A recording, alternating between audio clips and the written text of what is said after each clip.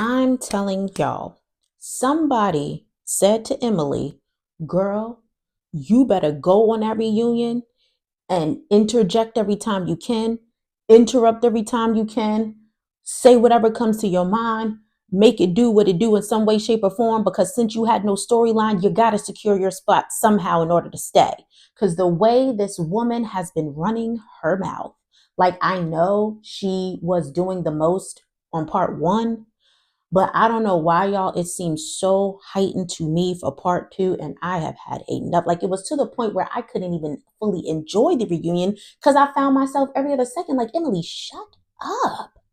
Be quiet. Hold on. Like I wish I could have been the one sitting next to her. I would have been tapping like, oh, wait a minute. And then I would have been trying to listen with it. And then when she would have, Emily, please. Like, why nobody said anything to her? I'm confused. Nobody else was as irritated on that set, on that stage, like I was. And then at this point with Heather DeBro, just throw her away. When I tell you, throw Heather all the way away, I'm good off of her. Not interested, don't want no more parts to her. But anyways, y'all, we're going to get into all of that because I got a lot to say. Okay, it's your girl Taina B here. Welcome to my chat party. I'm so glad you guys could join me.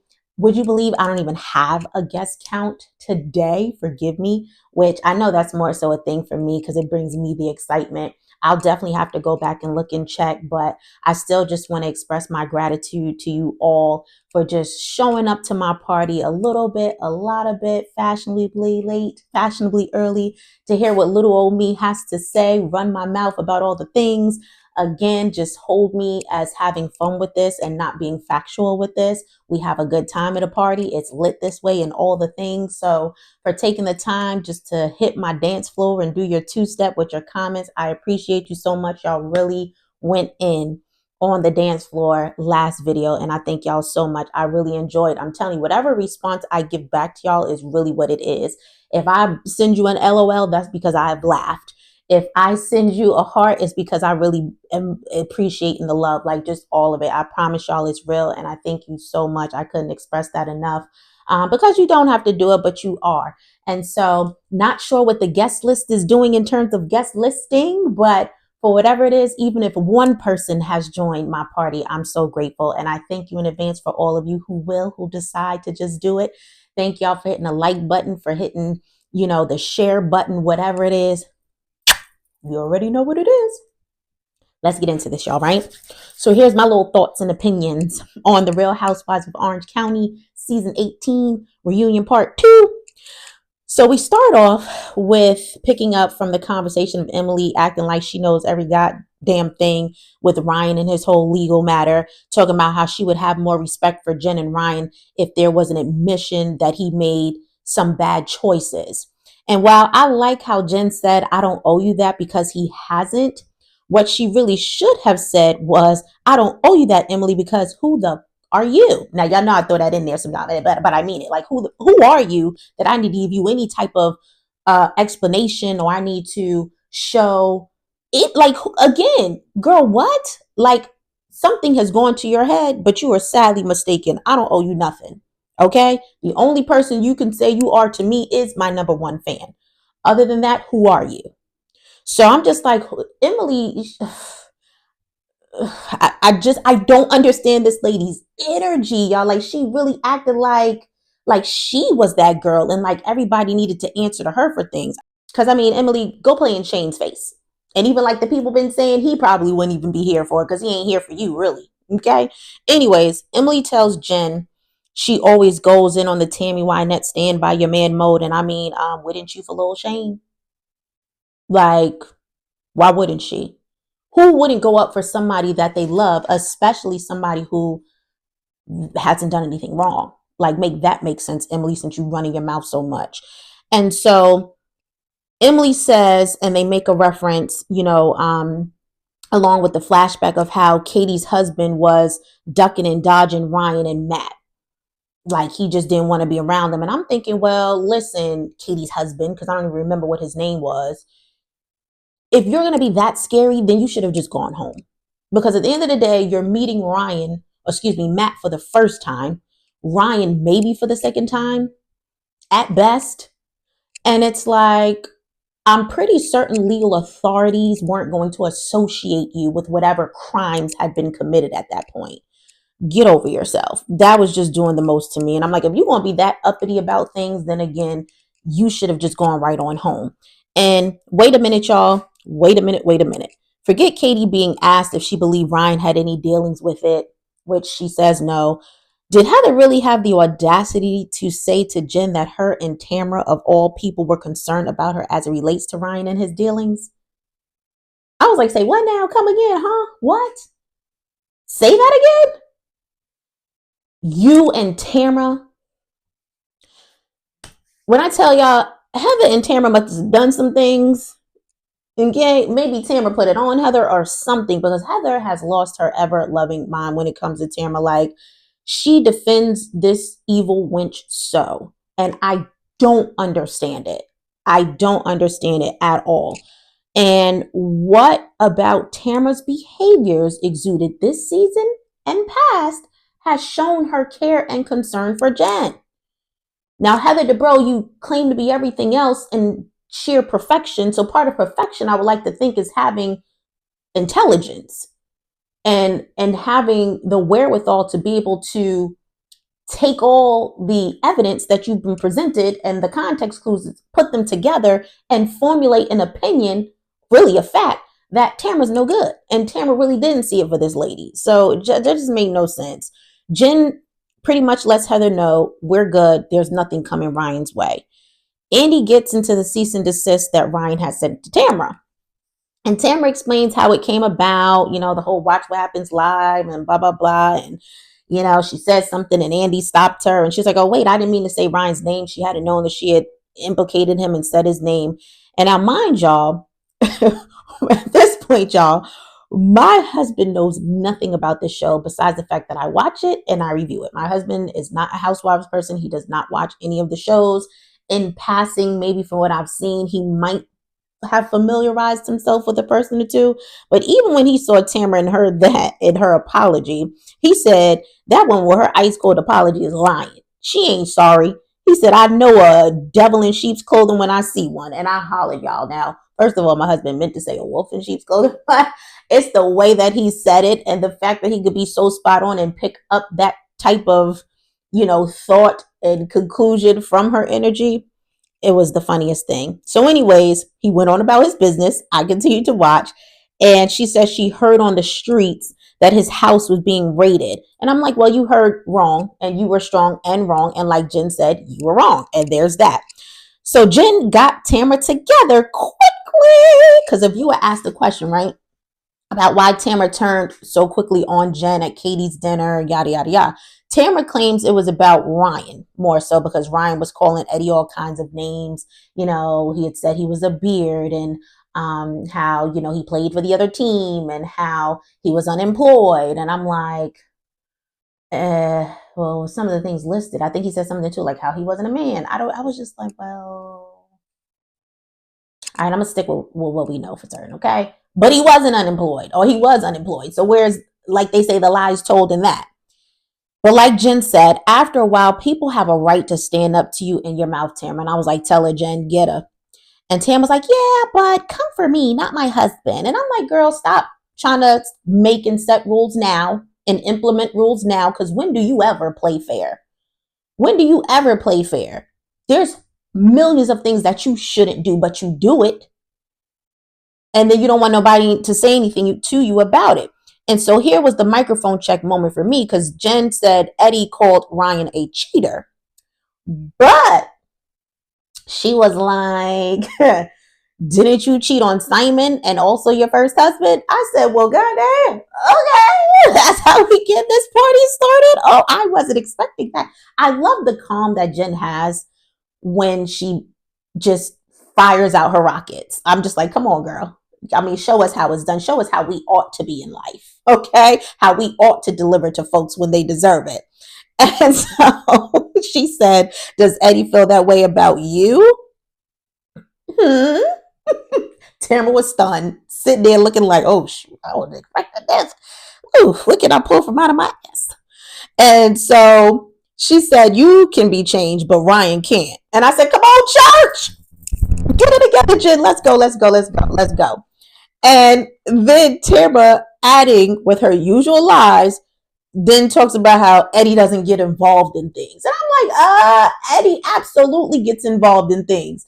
Eddie was involved this season alone, okay? Like, with kind of reiterating the whole situation of him in the past seasons, talking about Ryan kind of being for the community and all this other stuff like that. That's what helped to get the party started, to Ryan then saying what he even said about Eddie, because Eddie did what he did and inserted himself when he should have told those people that were trying to have the conversation with him about Ryan, like, I'm not getting into this. Those are my peoples, or that's whatever, or, and we've already discussed this. So it's like, Tamara, what are you talking about? And Eddie's been getting this stuff all throughout the past years, all throughout the past seasons. Okay, Eddie's been shady and everything, but we ain't even gonna get into all that because it's not even that deep. But hold on. Andy asked Katie about Tamara's reaction that night. And I'm like, who cares about what Katie thinks? No offense, blah, blah, blah. Because my ears are kind of tuned in when Tamara says she was plastered and couldn't even remember it. And I'm like, is this the same lady who's been calling Shannon a drunk all season long? Oh, no, it's not. It can't be. Oh, it most certainly can't be. Not you, girl. And not that this comes as any surprise to us, because again, we've been saying that Tamara will get drunk, and then, she turns around and thinks that her best defense against that is always just apologizing. Oh, I'll just say sorry and then they'll be fine. And then I'll do it again and get drunk and act a fool, and then I'll just say sorry. So these things we know, but it's the fact for me that this whole season, you have called Shannon a drunk. You have called Shannon a drunk, and you're talking about how concerned you are for her. Well, guess what? I need you to take that same caring concern that you have for Shannon, and I need you to invest that into yourself, because clearly you got some things going on too. Okay? Like they said, what was Liar Face saying later on, you have a strange relationship with the truth or something like that. Well, Tamara, you've got a strange relationship with alcohol yourself. Okay, Miss Hypocrite, Miss Pot calling the kettle black, or whatever the saying is. Like, girl, you shouldn't have been saying anything if that's the case. And I know some will say that Shannon got behind a wheel and injured herself and could have harmed others, and that's very true.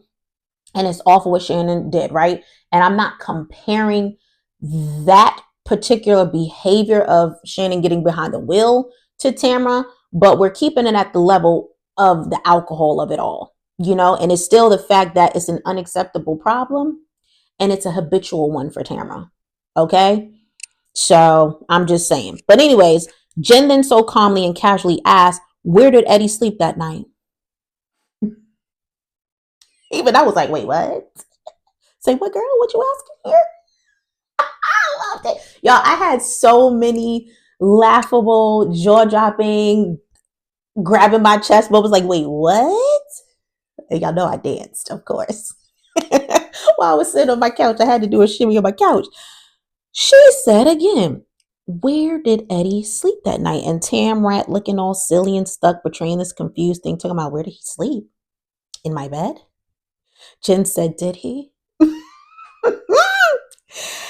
That's not what I heard. Gina then puts the cherry on top because she chimes in. And then we get the footage roll back of production showing how when she went to Tamara's house, I don't know if it was days after that, it must have been, obviously, how Tamara pretty much was saying the same thing. Like, when she was showing her the little casita that she has on her property, and she made a reference, I think she said something to Gina like, oh, well, I might have to sleep in that a few nights because Eddie was pissed, even though the real tea apparently was supposed to be Eddie himself slept in that. But I think Tamara was like, oh, well, my daughter sleeps in the casita. And Jim's like, well, wherever he slept. The point is, girl, it wasn't in the bed with you. Hello. And the lies just kept escalating for Tamara because, from there, she's just acting like she doesn't know. Well, maybe, I don't know. Girl, okay? You remember everything else. You remember how to be up and to Shannon and, whoever else you choose to be evil to, but you can't remember that.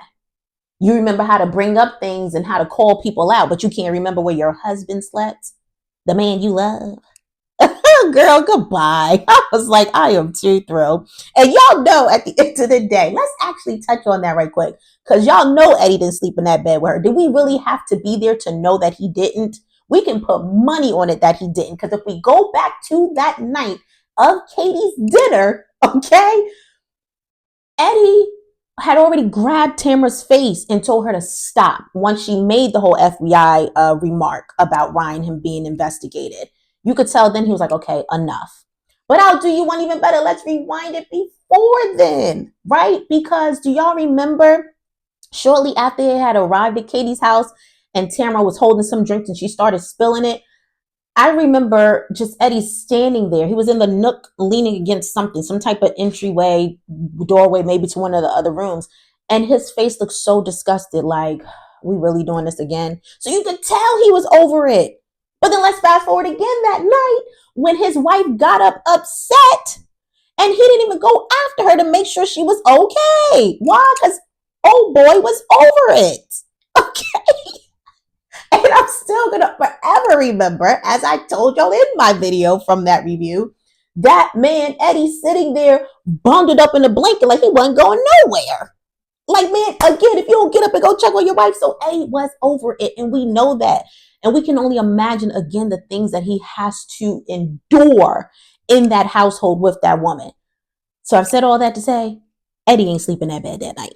Anyway, so now we have a viewer question about the whole background check with Shannon to Jen. And Jen says, you know, even though Shannon had her part in it, which I guess I'm still confused about that, maybe because Shannon brought it up. Because last I checked, again, that text, Tamra was agreeing to do the background check. But whatever the case may be, she just can appreciate at least Shannon apologizing for that, where it's totally different with Tamra. And I don't remember even at this point what Emily said. I just know there she go interjecting again. I just remember being like, Emily, shut up. Okay? Shut up is not a nice word, but Emily, shut up. So we bring up Tamra feeling vindicated, or they bring up Tamra feeling vindicated about Ryan with the whole FBI hat that she put on, which again, I don't know how she could have felt vindicated because she was wrong. And at the same time, she's doing stuff like that, but she cares about Jen and her relationship so much, right? That she would have the energy to do that. Like, not to even stop and think, well, how would this make my friend feel, me doing this? This would hurt my friend's feelings. This would embarrass my friend. This wouldn't be cute to my friend. So maybe I shouldn't do this, even if I'm not feeling my friend's man. Because listen, I'm sure we've all been there. We get that, right? You could be going up for somebody, your girlfriend, your homegirl, your cousin, whoever, but you don't see it for their significant other. You still know you got limits to this. And certain things you're just not going to do because it will step on the toes of the person that you love. So Tamara, like, get real. And Jen made an excellent point that I find extremely true when she said, Tamra has people that would rather be beside her than against her. And I was like, Heather, talk about it. Heather, is that you? It is. And Jen was on it for me, okay? Because she just kept the drinks at the party flowing when she brings up how she had asked Heather if Heather considered Tamra to even be a friend. And then let us know that when she asked the question, Heather had a pause. Girl, what you pausing for? That's your home girl, right? You've been going up for her all things Tamra this season. What you pausing for? That should be an easy answer, an easy response. To which Jen lets us know Heather was on some, oh, well, she's a historical friend, child. When Jen said that, did y'all peep Tamra's reaction? Tamra was like, what? What? And she's looking at Heather just like, wow, Heather, you said that? Kind of like, oh, she didn't expect that. I said, come on, get it, Jen. Get them all. Get them all. And so I loved it. Naturally, Heather got defensive and blah, blah, blah, blah, blah. And I'm saying to myself, y'all, just a quick sidebar now. I know there's been comments about, Tamra having the narcissistic traits and personality. But I'm like, did we stop for a second to add Heather to that list, possibly and potentially? Because let's just think about some things, right? First of all, this woman can never be wrong. Never be wrong. Has a difficult time issuing apologies. And when she does, they're not genuine. Okay? Also, it's like she's always the victim and stuff. She can say whatever she wants to say to you. You can't say what you want to say to her. You have to walk on eggshells with her. She has to always be placed on a pedestal. Okay? Like, it's all about Heather. Narcissist thinking much lately? I mean, I'm just saying, I don't know. I ain't no doctor. I ain't about to diagnose nobody, but it's just something to think about. You know what I'm saying? But anywho's, because I haven't heard anybody say it yet, not to say it out there in the atmosphere, but I'm just saying we might be focusing a little too much on, I don't want to say the wrong one, because I understand why y'all feel how you feel about Tamra, but we're excluding one. We're letting one kind of creep underneath our noses that we need to pull right on up in that category as well. So anyways, I appreciate the ladies for calling Tamra out on how low to hell she goes with people when she's mad and stuff like that, and just takes it to a whole nother level when she's angry. She's like, I apologize. And I'm like, sidebar, even with Tamra's responses, I'm like, do y'all think she was potentially medicated on something to just kind of keep her calm? And I'm not talking about like anything that's illegal or whatever, but maybe her doctor could have prescribed something. Because I'm like, she is unusually calm. And while I'll take it compared to what she usually gives, it just seemed like she was in rare form. So anywho's, and I don't know that she would even be able to be that controlled with some of the stuff that was coming at her at that point, even if she had people in her ear like, listen, online has looked pretty bad. Just try to keep it chill for the reunion, because Tamra still has gone off on the deep end at reunions. I don't know, just my kind of little observation. So even with that, Andy asked Tamra, why so long for therapy? And I'm like, hello, great question. And I'll tell you why, Andy, because she's gotten her eaten out by the public, probably like never before, by fans online. Okay. And when anyone tells you, she says, you're dead, it's time to lie down. And I'm like, again. So in other words, AKA the fans told, yo, what's up? Okay. That's all you are trying to say. And it's like, Heather then chimes in, because of course she has to save the moment and redeem herself for the fact that Jen just called her out for her and Tamra having a fake friendship, and says to Tamra, oh, well, I'm proud of you, and whatever she said. I'm like, Heather, be quiet. Sidebar. It almost, I already said that. I was going to say my sidebar was just kind of Tamra being medicated again. I just thought that was weird. So anyways, they hit the segment with Jen and her financial struggles, and I think Andy segued perfectly into that, because he said her expense situation caused folks to live, or caused her to live rent free in folks' head. And it did. I'm like, because y'all were way too concerned about that. Like, I think y'all secretly had Excel spreadsheets and notes and, stuff kind of in your finance books about what Jen had been doing the whole time, because it was just unreal. And so shout out to Katie calling Heather out on her mean girl behavior, because it was, when she said, pretty much implying, Heather, style, fashion. You're talking about Jen's dress. You should have already known what it was. There was no need for you to approach looking at that price tag unless you were trying to approach to see the amount, so you could talk about how much she spent, which is what you did. And I know at one point in there, Heather kind of was giving, oh, well, no, I was concerned. Was it a little gossipy in there? Sure. No, it was all gossip, girl. There was no, you don't have no concern for this lady. You really don't have any concern for anybody but yourself. So let's talk about that. Any of these ladies do you really have care and concern for? So it was just pissing me off too, as she was sitting there once Katie kind of called her out and was rolling her eyes and making those ugly faces. Did y'all see those ugly faces that she was, it was getting on my nerves. Then they had the nerve to roll to commercial and come back and start off again rerunning those ugly faces. I'm like, girl, please. And why are y'all all in this lady's lack of finances? And just the fact that we were talking about it, y'all, again, I don't know, for whatever reason, it just made me super uncomfortable. I know this is what you have to deal with when you open up your life to the public, but I still feel like certain things should be off limits. There should be exceptions to the rule, And so I really didn't like it. And I have another sidebar for y'all, because I'm trying to figure out if you saw what I saw with Emily's hair. And it could be an easy miss because you're thinking, oh, it's laid nicely, whatever. But then it looked like, if you look at the side of her head, and actually it was on both sides, because at another point she kind of turned, and I saw it looked like someone just took the hair and pulled it. Just pulled it and never let go yet. Still hasn't let go. Because when I tell you the way it is stretching from her edges, I'm just like, first of all, it looks painful. Second of all, how do you even get your hair to pull like that?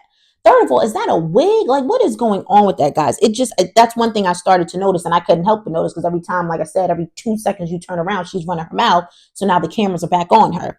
Anyways, so the lunatic arrives, right? Because, and this is per Emily, but it's the truth, because they're now showing everybody kind of in their trailers, taking their break, breaking for lunch. And, now the lunatic is there to kind of get ready.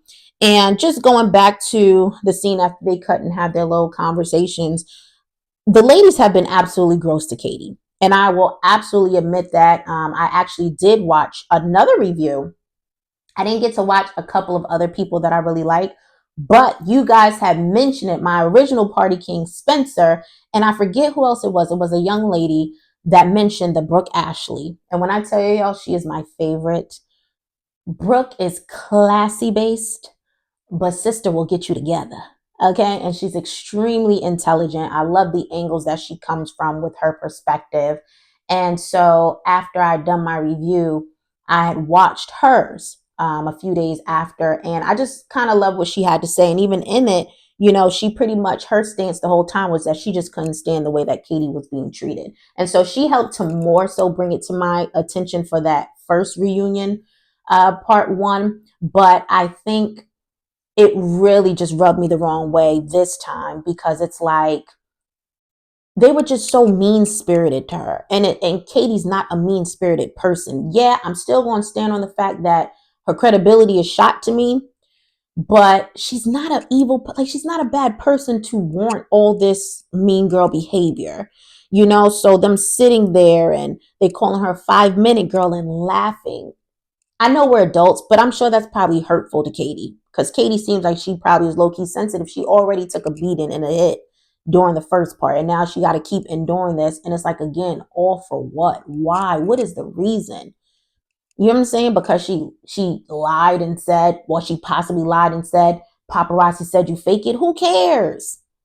That's not even that deep. Or because, her daughter might have said that you were mean. Who cares? Find something better to do with your time, Heather. Find something more intriguing to be so bothered about, to come at this lady the way you've been coming at her. And I just didn't like that. The eye roll that they were giving her, Heather telling her to shut up and all this other stuff. It was just, because I know in one part, I think Katie was talking and you see Heather just like, oh, shut up. No, you shut up. Yo, stinking heifer. I can't stand her at this point. Just rude for no reason. Rude for no reason. And circling back again, y'all, if y'all don't know who the Brooke Ashley is, go check her out. I'm telling you, it's a good time. You would enjoy her. Anyways, so now, how about Heather also just kind of justifying her behavior towards Katie in that moment? And and you're talking about me and saying these evil things, and I'm like, girl, goodbye. Like, you are just poly perfect, right? That's what we need to start referring to. And you can do no wrong to anyone or anything or any given day, whatever. And I'm telling y'all, at one point I was the oddball, because I felt like I was pretty much the only one who didn't see it for Heather a long time ago. But then I guess I wanted to give it another fair shake, especially when she had left and came back. And I know even when she came back, she really didn't come back, you know, with any super redeeming qualities, because she still was doing backhanded and ridiculous stuff, but I still gave her the chance. And now I'm like, you know what? I'm gonna start going with my initial feeling and sticking to my guns, because I didn't see it for her, and now I'm back to where I started, and now I really don't see it for her at this point in time. And so they get into the whole situation of Katie's daughter making the social media post, addressing the woman on the show. And I want to say, I can't remember the exact words. I don't know if she was saying the woman who had pretty much been giving her mom a problem or whatever, and how she was pretty much lip syncing to a song that says something about their bees who suck D's. And I'm like, oh, whoa. So, of course, everybody jumped on Katie like, listen, you're her mother at the end of the day. You should have regulated that better and told her to take that down. And it's like, Katie said, my daughter's 20 years old. I can't control what she does. And I get Katie's standpoint, but I get theirs too, because it's like, yes, she's 20 years old, but you still don't need her involved in this mess fighting your battles. Like, you got this under control. It's still going to always be that parent to child dynamic, right? Like, let me handle this. I don't want to say don't get involved in grown folks' business, because people go up for their parents. I can understand that too. It makes me think of Gia, even from the Housewives of Jersey. And don't let me get into that because then everybody will start getting mad again. I know that's a heated franchise amongst the land. But I know a lot of people always just kind of felt like Gia always would insert herself unnecessarily. And it's like I get it, but it's two-sided for me because you don't want nobody hurting your parent. So y'all have to let me know what you think. Me personally, I would have told my child to take it down just because I don't want them catching any smoke for it. But at the rate that Katie was going while she was trying to make it seem like she can't control her daughter and like, not she didn't know, but she was kind of giving off this innocence like, well, I mean, girl, Katie, you probably was here low key for your daughter posting that because again, you got this little boy over here of yours saying whatever he said about Heather, and you did nothing to correct him. So, anyways, moving forward, the lunatic and her legs walk out to the stage, and I'm gonna leave it right there. And I love the sidebar conversation that Shannon was having with Gina when Alexis was talking about her engagement and stuff like that. I chuckled. I thought it was funny. And so Alexis lets us know how Tamra apparently apologized to her regarding the whole Jim Bellino lawsuit and how what she had put Alexis and her family through was wrong. And I'm like, okay, Tamra, so you can admit that, but you couldn't understand why you should apologize to your good friend for years, Miss Shannon Beador, for what you put her through. Like you had to literally turn to Emily and ask her what you should be apologizing for, even at this very reunion.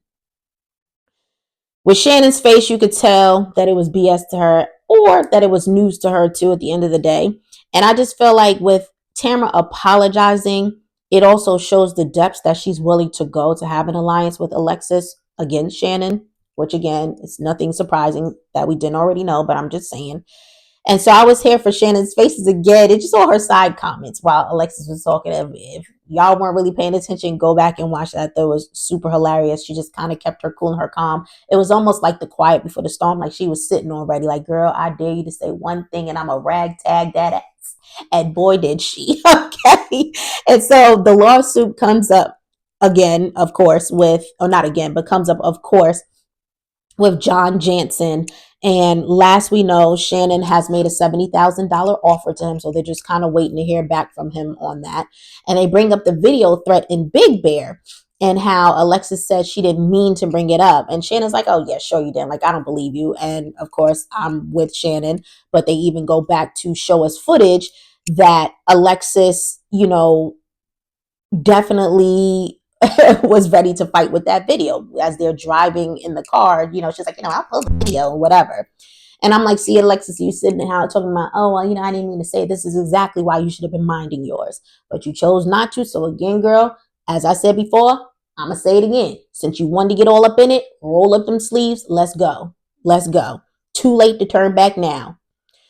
And so I was like, get her, Shannon, right? Because she's like, stop being John's mouthpiece. Or she said, you're John's mouthpiece. And she said, how many times did you practice in the mirror? There's the door, Shannon Beador. And we get another rollback from production of Alexis playing herself, actually rehearsing that line in the car before she got to the event where Shannon was, and she delivered that to Shannon. I'm like, at this point, Alexis, just go hide under a rock. Like, you're done. You're done. Okay? So now we get the whole liar face coming up of it all. And guys, let me tell you, when the situation of the old lawsuit came up and Alexis was talking about how Shannon wasn't really telling the truth, I know they went back and forth with some important talking points in there, y'all. But when I tell you, I couldn't even focus on that because the only thing I could pull at the end that stood out to me was when Alexis said to Andy, if they won't let me talk, I'm not going to stay. And then my girl Shannon said, then go. You're a friend. Isn't your time up? Loved it. I said, come on, Shannon. Come on. Give us a little bit more, please. And even Katie was like, oh. So I was like, I need to go back. I usually tend to watch the Peacock version, but this week I didn't. I need to go back and watch the Peacock version because y'all know they get it in, they get it raw. They, you hear all the explicit, what do you call it? Explicitives? explicitives. Yeah, I think that's where, you know, you just hear all the words and all the things, it just puts 20 on 10 and makes the experience even better. But why, when Alexis is explaining the text to Andy, because you know, y'all saw she was very adamant about that. Like, you know, let me just explain. And no, let me go back and explain that. Super adamant about getting her little point across, which still made no sense at the end of the day. Andy was having a whole conversation with Shannon on the side, laughing it all. Okay. like this lady wasn't over here talking directly to him. And I'm like, Andy, that's rude as hell. Okay, I love it. I'm here for it. I'm enjoying it because of who it is, but that's rude. Like, I would have been pissed, Loki. I would have been like, excuse me, Andy, are you listening to me? Because I'm definitely talking. Hello, I'm over here, not over there. And so, anyways, I thought that was great. And so, I just pretty much enjoyed Shannon on Alexis at this point. You know, at the end, just the whole back and forth of it all. And Shannon shares how she was out with John to Alexis and ran into Gimbolino. And I would have wanted Shannon to get her words together, but like, I was actually out with your man. Okay, because remember, there was a time that existed, girl. Whether you saying you have him now, remember, you always were second. Okay, you always were second. But anyways, and so she explains just kind of the whole deal with that, which pretty much leads into just the lawsuit that they had, and Shannon winning the lawsuit for defamation. You know, there was no defamation found against Jem, excuse me, all these J's with Jem. And Alexis just kept going, calling Shannon a liar first. I mean, you had the people chiming in on the couch like, girl, she was found not to have defamed him, so that means she won. Well, I tell you, the space that between that girl's ears, the space that lies within, what is in there? Is there anything afloat in there? Anything? Like Shannon said, you just sat up here going mad hard, calling me a liar. And you're the liar, you liar face. What we calling y'all? A broken bird of a liar face? Like, it was just too much. I'm like, see, and this is exactly why we can still go back, which we weren't paying you much of attention anyway, but we could still go back to the fact that you have no standing and no credibility when it comes to this whole situation and what you know and what you don't and what you want to reveal, because you're a liar your little self. We can't even trust what you say. Okay? The proof is in the pudding. So at this point, I thought it was beautifully delivered how Shannon said to her, I took your job 10 years ago and I'm still here. Another throw your head back moment. And to be honest, I don't think anything else needed to be said after that, y'all. They went back and forth, but I'm like, at the end of the day, Alexis, you new to this, you ain't true to this. Okay? You ain't built for this type of lifestyle. You don't want it. You don't want it. So goodbye. Just go. I don't even know. I hope that when we enter into part 3, that it'll be Alexis pretty much walking off. Like, Alexis, thank you for your time. Because she, as far as I'm concerned, y'all, by Shannon's standards, because I know some of y'all would really let go and let have, Shannon demolished that girl. Okay. In less than 5 minutes. Alexis should have been embarrassed. Alexis should have felt silly. Alexis should have been melting in her seat. Alexis should have been all those things that are not feelings of fuzziness and good emotions. And so from there, she should have really made up in her mind that she was done. Remember how she said she was done like a few episodes back? No, you should really know at this point, you're done. You're done. You're done. Okay? We don't see it for you. You're done. Okay? For most of us, Shannon is our girl. You want to come for somebody, you better come for somebody else. Okay? How about that? So anyways, y'all, that's all I've got. I can go on and on and on, but I know y'all don't want to hear all of that. So definitely don't be approved. The music is on. Get on the dance floor. Let me know what you're thinking, your thoughts. Did y'all think Alexis got eaten up? Do you think she got ate up? Because I do. I do. Like I said, when you look at the source of where it's coming from and how Shannon tends to be more sensitive and all this other stuff, and I'm not saying that Shannon's a victim life and all the things, but for the fact that sometimes Shannon's more flabbergasted and searching for her words. Oh, she found the words this time. And I loved it. I think she did a wonderful job. I felt like Alexis should have been a little bit more prepared and gotten herself together and her facts too, especially in a lawsuit that you were a part of, that you had information. But like, girl, how do you not know that she didn't? that she didn't win, that it was found that she had not defamed her. How do you not know that? You should be able to explain the case forth and back and forth before anybody else. But it is what it is, y'all. Let me know what y'all think about Heather, what y'all think about Emily and her interjections. Are y'all out there feeling sorry for Katie, like she's being ganged up on and really just being hit with the mean girl spirit? Awful. Anyways, y'all, at the end of the day, though, I'll be back next week to do it all over again. I appreciate y'all so much. Oh, I didn't say it in the beginning, but I'm definitely socially hugging you all my VIP people. Y'all are so amazing. I hope that this video finds you well. And even if you are feeling a little down, I hope this has lifted you all the way up in some way, shape, or form. And I hope that you will be in good spirits until we're able to do it again next week. So until then, y'all know what to do. Y'all stay up. Y'all stay blessed. And I'm out. Peace.